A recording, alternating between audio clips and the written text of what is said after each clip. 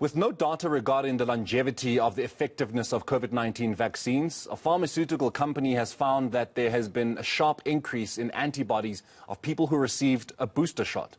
A government's Ministerial Advisory Committee on COVID-19 vaccines has been advised to look into whether those who took the J&J single shot should get a booster jab. Now, while experts are looking at more booster shots in the future as the virus mutates into different variants, more on this is epidemiologist Jo Barnes, who joins us now. A very good afternoon to you, Joe. Thank you so much for joining us. First question, should there be a booster shot? Sorry, can you repeat the question for me? I was just asking, Joe, should there be a booster shot, especially for those who've taken the Johnson & Johnson single jab? Well, across all the vaccines, it has been found that there is waning immunity after about 6 months after the vaccination has been completed.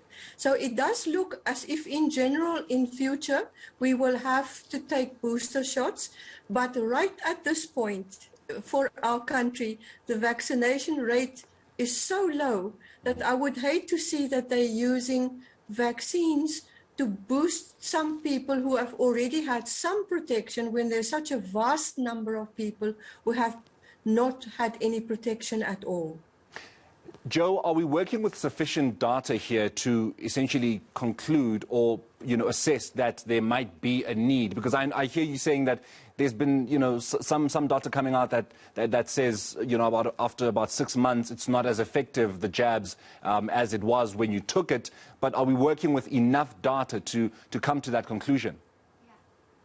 Let me tell you that there's been data from overseas, from the UK and the US, for millions of people, and it has all shown the same reaction, that immunity tends to wane.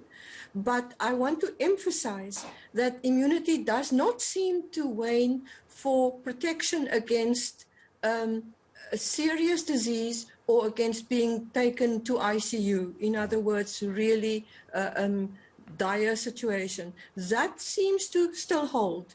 It is just that there are more breakthrough infections of milder infections after about 6 months. And you can get protection for that by taking a booster shot. But South Africa's situation is such that we have a vast number of people who are vaccine hesitant. And we have really lost speed on protecting people initially. So there are such a large number of completely unprotected people that I would really like to urge everybody, my hope is the young people, that they would be able to bring the older people with them to the vaccination sites so that we can protect everybody first off to start with. Is this perhaps then maybe also not the responsibility of the health department and government in general to go out there and firstly debunk all of these theories that people have that is causing the hesitancy, and then of course again speed up the rollout of the vaccine? Because our neighbors Zimbabwe are already targeting the age group of 14 to 17, and we've only but just started with the 18 to 34 cohort. So perhaps this is not a matter of, before we start discussing booster jabs, that we get the health department out there sharing as much information as they possibly can to make sure that people that are not really too sure or against taking the vaccine actually do take it.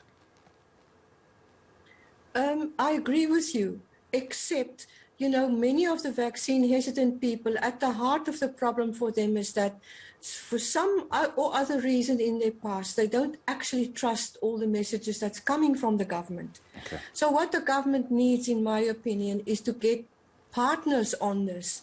The churches, the sport clubs, all sorts of other organizations to say, please come and help us. You are quite right.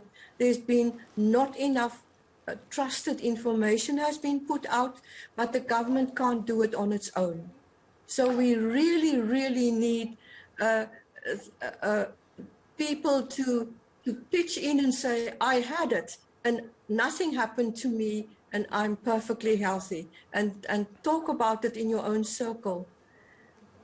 From your assessment, Joe, have you found that, at least because it's happening in other countries around the world, particularly the first world nations, have you found that the booster shot is helping in fighting the Delta variant? Because I would imagine it's the Delta variant that is causing for there to be a booster shot.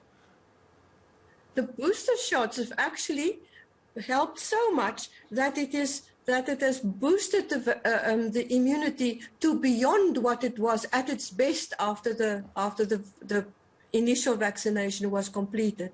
So it does actually work very well. We just need to make sure it is a choice, and I personally think we first need to protect the unprotected before we boost those that have got some protection for our country.